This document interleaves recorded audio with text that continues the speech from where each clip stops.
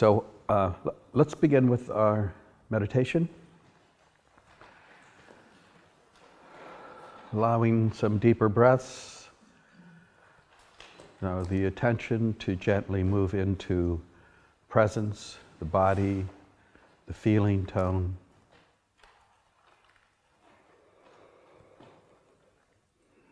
I take some deeper breaths.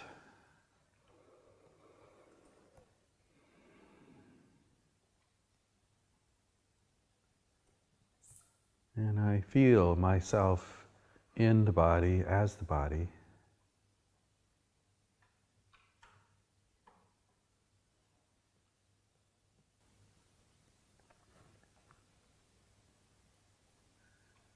Sensitive to the vibrations of sensation.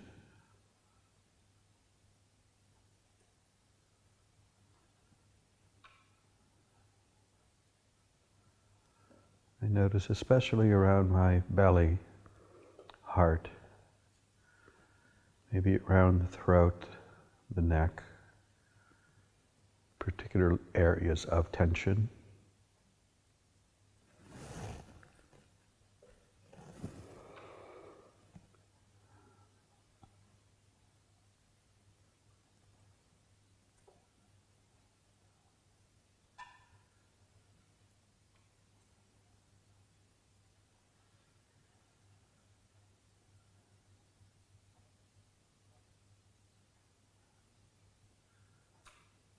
The eye of awareness that is with the form of experiencing is curious, welcoming whatever is felt.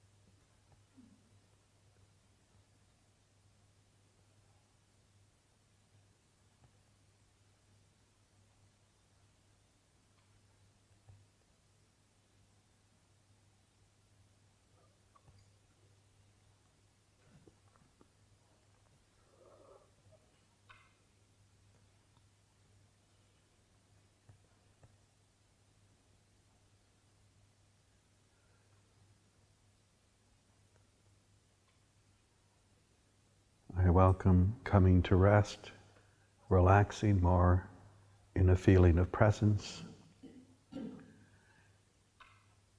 as all the movement of the inner life comes and goes.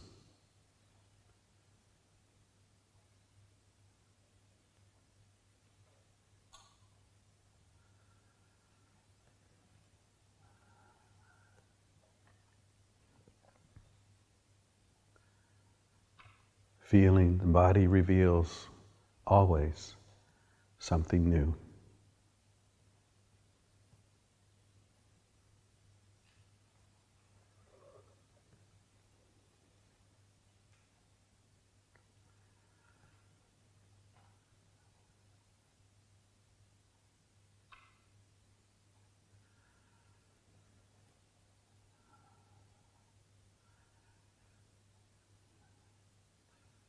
Staying centered in the presence of experiencing.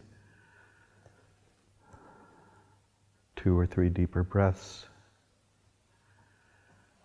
Invite everyone to open their eyes when you're ready.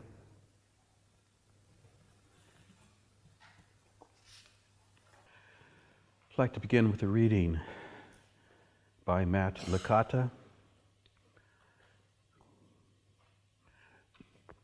When your emotional world is alive, it can feel as if you must act urgently to bring relief to the fire within.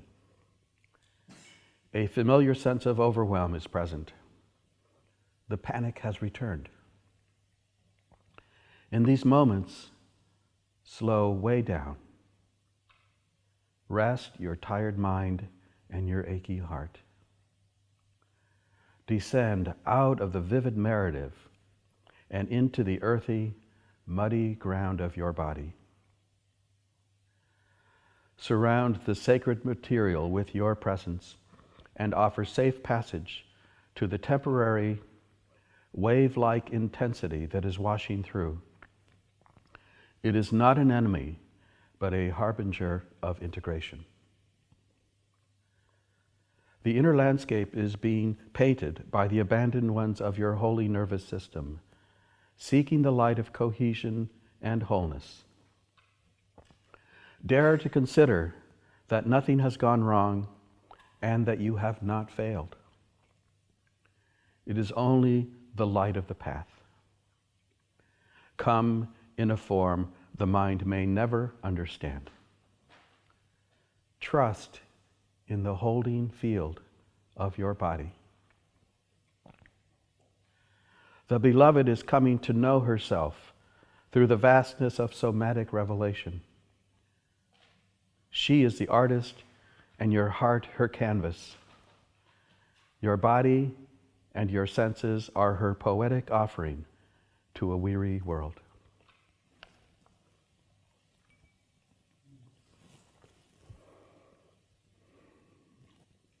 Just sitting with this for a moment.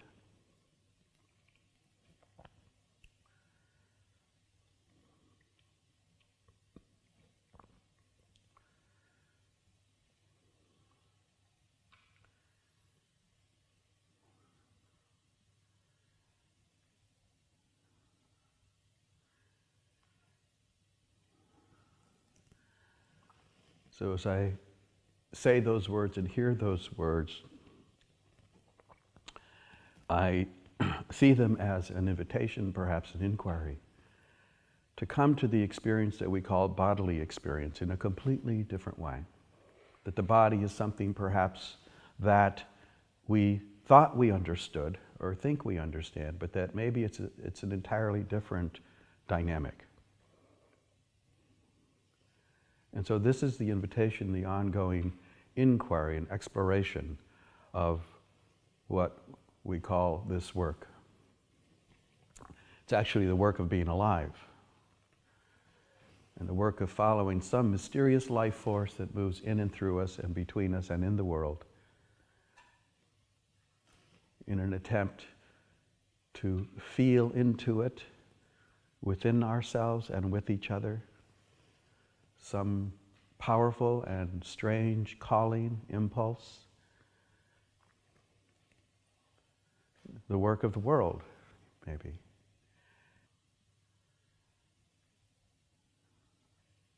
So there is, with the experiential exploration of the ever new revelation of our experience, there is an element of what emerges with this and coextensive with it is a clarity and an understanding that comes with it. They come together, the intellectual, the conceptual, the feeling, the sensate, all held in a dynamic whole. What I'd like to share is the understanding that I've come to around the nature of experience, the nature of human experience, in an attempt to intuitively and intellectually understand, as the intellect and the concepts are only a threshold into experience. They're not an end of themselves. So I offer a conceptual framework that can be a doorway to experience, perhaps through the doorway of intuition, the sensing, asking oneself, does this ring true? In what way? And in what way? For each of us, it is for each of us individually to have a sense of taking in information and being with it, digesting it, testing it out to our own experience, and then perhaps living it out somehow. So the model that I have is illustrated on the diagram that you have. And it starts out with the construct of three elements or three dimensions of being alive, being an individual human being. I made reference to the first dimension of what I refer to as the self, essence, our essential being. And inherent in this essence of who and what we truly are, our true identity, our true nature, is contained within and an aspect and properties of the self and essence are the qualities of the self, attributes, lived, radiant qualities, not abstractions, but lived realities. And just to name them, the essence of love, of compassion, of a deep knowing that is the wisdom of life, of the power of creativity, of how we direct life force into life creatively and collaboratively with others. And I'm just going to name the other two, and then I'll go back to the middle sense. And then the other zone, in life, when we meet life, in relationship to life, there is a corridor, just so to speak, of a membrane in which I meet life. And this membrane is a felt, vibrant quality that is felt, and it's a zone that can be called vulnerability. It is my vulnerability. It is the inner vulnerability to my internal life force, to my internal being, and how that meets life in relationship. So that is a zone, an area, domain of vulnerability, and it is a relational domain, not just a subjective-only domain. And then there is, because of life experience, the creation of, in meeting life, what we do because of the experiences that we have is that we are met by certain conditions in life. And these certain conditions in life have an effect on the individual, on the openness, such that we create structures and strategies to protect ourselves from pain and from wounding, from difficult experiences. So this whole structure of our consciousness that is protective, that serves to defend ourselves, and is at bottom survival. So these are the three domains. I want to go back into the essential part of the self, or the qualities that are there. One of the most important qualities or aspects is one of innocence. It's a quality of innocence. It's a quality of being. And I want to distinguish innocence as a quality of being, distinguish it from the way we define innocence and guilt as a duality that is referenced to with behaviors and actions. This is, I'm innocent, I didn't do it. Guilty is associated with guilty behavior, etc. I'm talking about a completely different notion of innocence. And this just part of what I'm offering right now. It's an invitation to touch into and feel a quality of innocence. I mean, if you think of a child, or you think of perhaps the natural life, animals, you can begin to see directly, it's more obvious, that the sense of innocence in young children, or in animals, or in nature. There's a sense, there is a feeling of purity. There is an openness, perhaps even in children and in animals, a kind of a natural engagement with life, with curiosity and openness, because it isn't a field of not knowing. So innocence comes from not knowing. I don't know. I have not yet constructed the mental constructions that were my knowing resides. That has not yet been developed. And so there is an openness and a discovery and a natural movement into life. It's a dynamic movement. So innocence is not just a passive, static state. So I'd like to invite everyone to perhaps touch into an actual experience, felt sense of innocence. And I'm going to invite just a whole group guided exercise. So if you would, I'd ask you all to close your eyes. We'll start out with imagining yourself as a child. Now allow whatever age to come up that comes up spontaneously. Yourself as a child. And just see if you can vividly imagine yourself as a child. And see in your imagination, see yourself speaking, acting, perhaps with other children, with your parents in life, playing, being yourself as a child in your child energy. And as you imagine this, allow yourself to feel the feelings and the energy of your innocence as a child.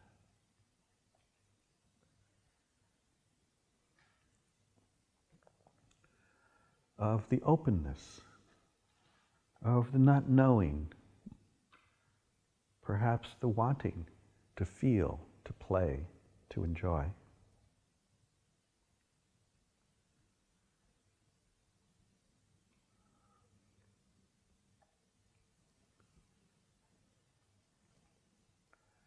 Notice the feelings that arise in you.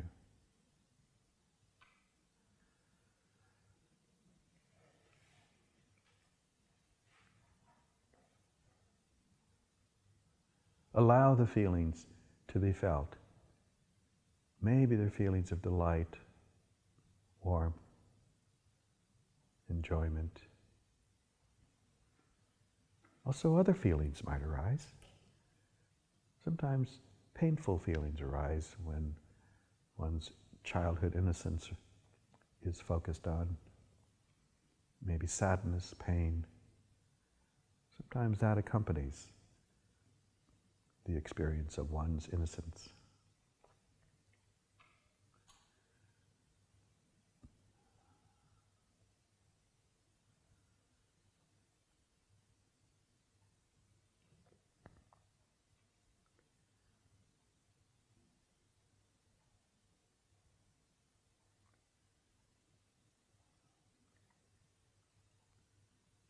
Just allow yourself to feel the sensation, the quality, the feeling tone of your own innocence.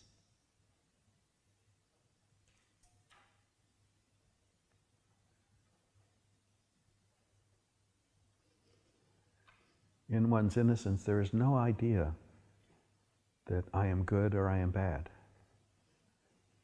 Those ideas have not yet been embedded.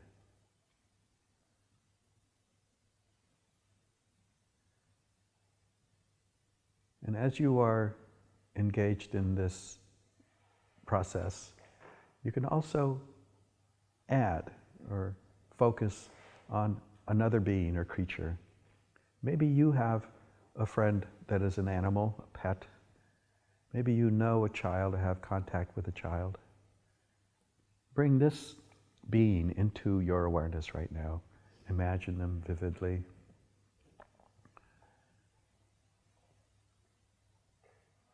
See, sense, feel the innocent quality of this being.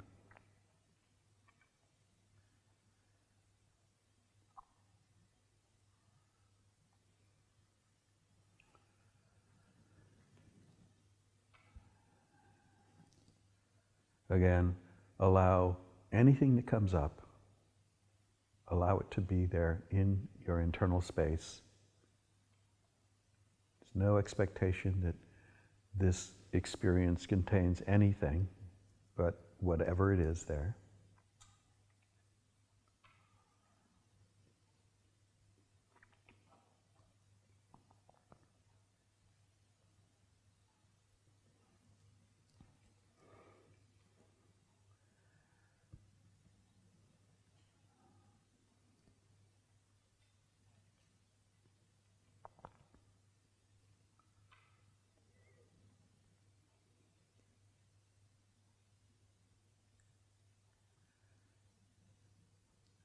Stay connected with as much of this flow, the waves of what came up, as much as you're able to.